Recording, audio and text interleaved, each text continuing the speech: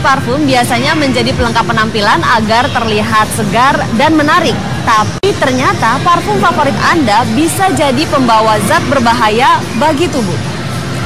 Tim reportase investigasi menemukan seorang penjual parfum yang menggunakan metanol sebagai campuran parfum. Apa bahaya metanol bagi tubuh? Berikut investigasinya.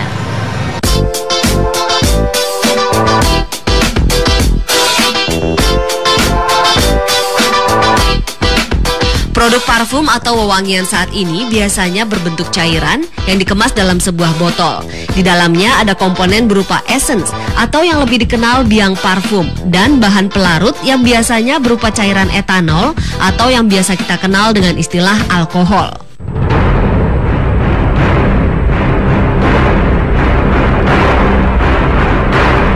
Namun bagi Anda para pecinta parfum, Anda harus lebih jeli dan berhati-hati karena hasil penelusuran tim reportase investigasi menemukan parfum yang mengandung metanol beredar di masyarakat.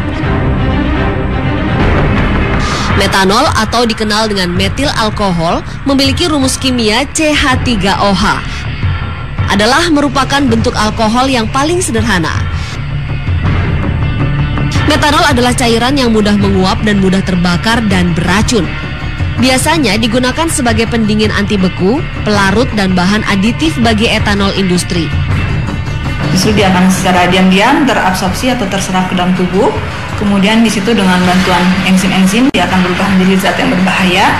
Dan apabila zat itu sudah masuk ke dalam susunan saraf pusat, dia akan mengakibatkan berbagai macam gejala, antara lain seperti sesak nafas, terus kemudian seperti pandangan ganda, disorientasi, dan sebagainya. Pada proses pembuatan parfum, metanol biasanya hanya berfungsi sebagai cairan pencuci gelas ukur, botol maupun injektor agar netral dari aroma parfum. Namun, tim reportase investigasi justru menemukan fakta bahwa metanol digunakan sebagai bahan utama pelarut biang parfum, menggantikan peran etanol. Tim reportase investigasi Trans TV berhasil menemukan seorang pelaku yang membuat parfum dengan menggunakan pelarut metanol. Kami sebut namanya menjadi Penguk. Sudah 2 tahun ini ia mencurangi pembelinya. Bikin minyak parfum ini kan gampang gitu, cuma 3 campuran, terus modalnya juga nggak terlalu besar, modal untuk beli campuran minyak dan sebagainya gitu. Kecurangan ia lakukan karena metanol lebih murah dari etanol. Metanol yang diperoleh Penguk harganya sekitar Rp10.000 per liter, sedangkan harga etanol Rp50.000 per liternya. Kami kemudian mengikuti Penguk untuk membuat parfum palsu. Tempat pertama yang dituju oleh Penguk adalah tempat pengepul barang-barang bekas. Di situ ia biasa mendapatkan botol-botol parfum bekas yang dikumpulkan dari perumahan.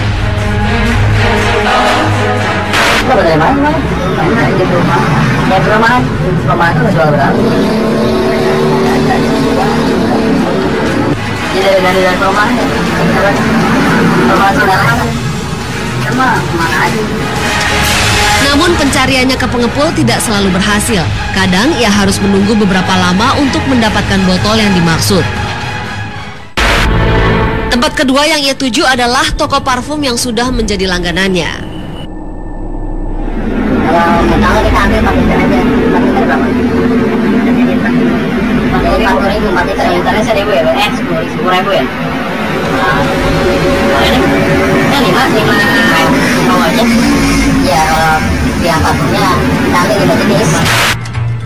Bahan yang diperoleh di toko ini adalah isi dari parfum buatan Penguk, yaitu biang parfum dengan 5 jenis aroma yang ia pilih. Metanol sebanyak 4 liter dan setengah liter sol atau solvitin, campuran alkohol untuk pengawet parfum. Sekali belanja, Penguk mengeluarkan uang 3 hingga 400 ribu rupiah untuk membuat 12 hingga 25 botol parfum.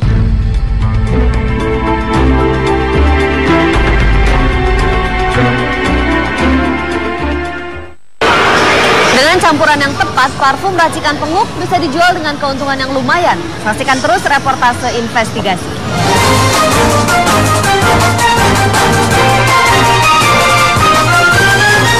setelah memilah-milah di antara banyak jenis parfum yang tak terhitung ragamnya. Semakin eksklusif merek yang melekat pada kemasan, maka semakin mahal harganya. Rasa percaya diri menjadi tinggi, bukan hanya karena aromanya yang harum. Si pemakai seringkali merasa harkat dan martabatnya meningkat kalau wewangian dari merek terkenal disemburkan ke tubuh dan pakaiannya.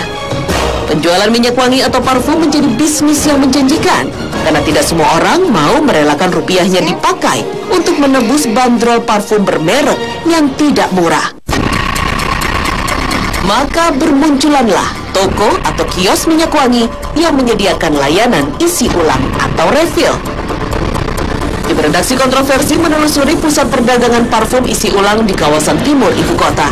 Di tempat penjualan dan pengisian parfum ini, botol-botol parfum bermerek dipisahkan dari botol-botol biasa. Selain menyediakan parfum racikan sesuai dengan selera pembeli, kios wewangian melayani permintaan pembeli yang ingin parfum bermereknya direfill atau diisi ulang. Atau ada juga pelanggan yang sengaja mencari parfum refill berbungkus botol bermerek yang asli. Mahal banget, 40 mah asli, Bang. Hah? Botolnya asli. Mahal ya, dari orang lagi. Hah? Jangan kita ngambil dari ini, kita pinggir. Dari mana? Kita ngambil itu ke pinggir. Oh, ada juga ngejual. Tapi nanti kalau diisi bisa asli juga di sini. Di kios seperti ini, botol parfum bekas bermerek memang mudah didapatkan, lengkap dengan dus pembungkusnya. Kalau jual kawin, ada oli, 3,2, 2,5, 3,5 itu dia. Emang olinya berapa? Olinya masih dapat 8. Berapa tuh? Oh, beda jauh nggak ya? Wanginya yang kualitas sama aja. Udah pernah nyoba? Udah pernah nyoba yang asli ya? Kalau yang asli enggak? Banyak wanginya. Kandungannya kan kita ngomong juga. Kandungan tapi saya kata ininya ada takaran yang berbeda. Iya. Udah tahu juga. Hebat juga lagi ya. Penjual toko parfum isi ulang lainnya menjelaskan botol-botol bekas tapi bermerek ini bisa didapat setidaknya dari 2 sumber. Penyuplai botol parfum di kawasan selatan Jakarta dan penyuplai yang sengaja mengimpor dari negara tetangga. Harganya bervariasi, tergantung ukuran dan bentuknya. Tapi tak lupa, para penjual harus memeriksa kondisi botol saat mengambilnya dari penyuplai. Cacat yang kasat mata membuat botol ini tidak berharga. Semakin unik dan langka bentuk serta sempurna kondisi fisik botol, semakin mahal pula harga belinya. Cacat dari semprotannya macet itu, nggak bisa ulang kan. Gitu. Kalau botolnya sompong-sompong gitu? Iya, itu cacat nggak bisa dipakai, nggak mau dia. Kalau botol yang asli tuh benar susah disuntiknya itu. Terus mereknya juga dia unggul di botolnya. Demi gengsi, konsumen tidak malu-malu membeli parfum isi ulang dengan botol bekas. Selama menggunakan botol parfum asli, meski bekas pakai, isinya yang tidak orisinil bukanlah masalah. Para penjual pun mengaku keuntungan lebih bisa didapat dari menjual botol parfum asli, tapi bekas ini. Tergantung ya botolnya. Kalau botol yang bagus ya kadang nyampe 20-30 per botol.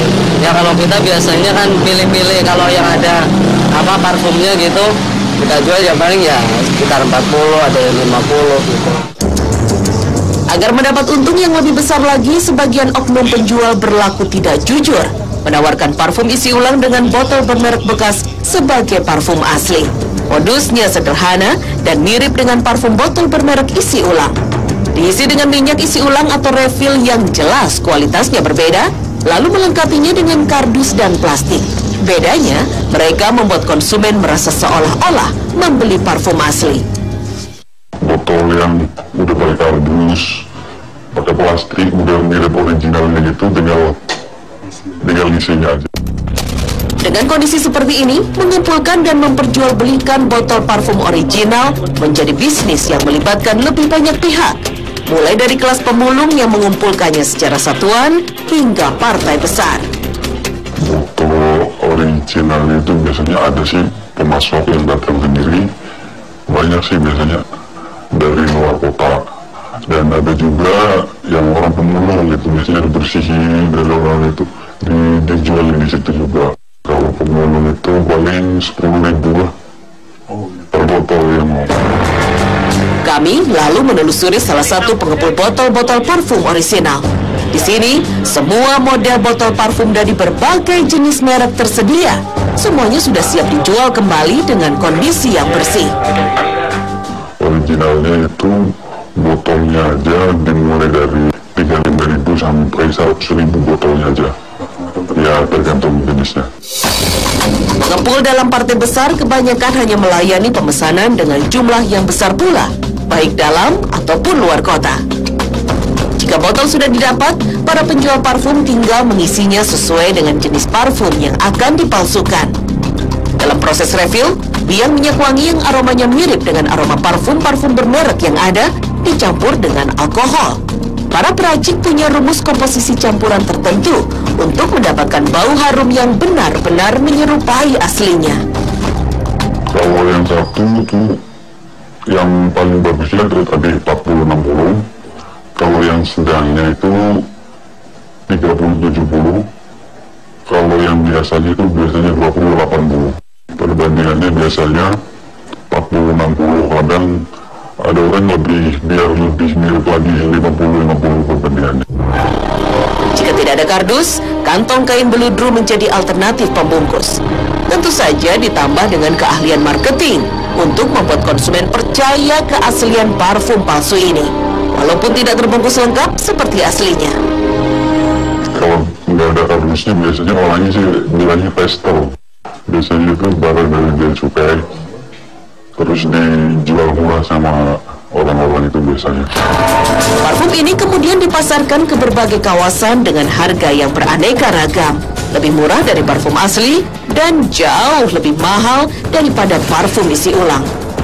100 ml biasanya kalau refill di antara 75.000 sampai 85.000.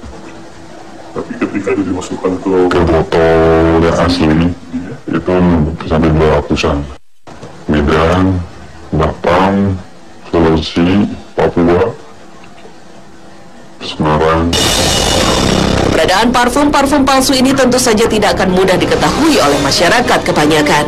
Kemasan yang sama dan bau yang nyaris tidak berbeda membuat konsumen terperdaya.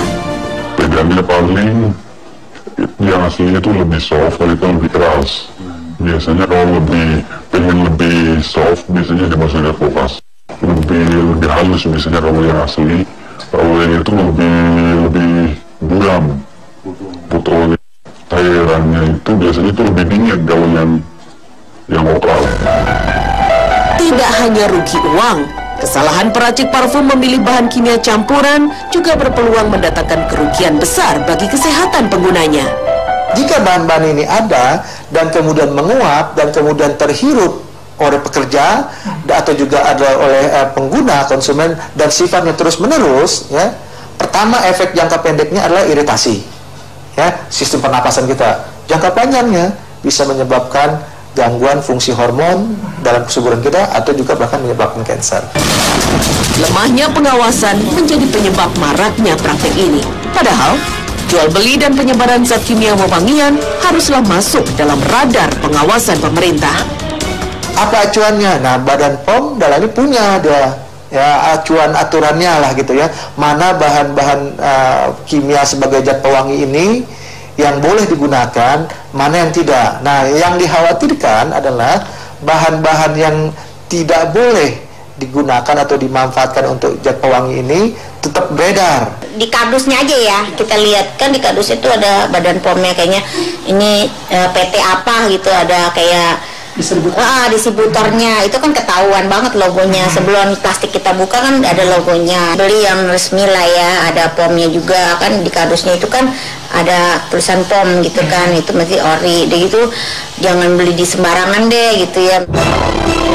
Konsumen harus lebih teliti dan bijak dalam memilih. Jangan sampai merugi lantaran sekedar ingin menggapai gengsi. Tim Liputan Trans 7.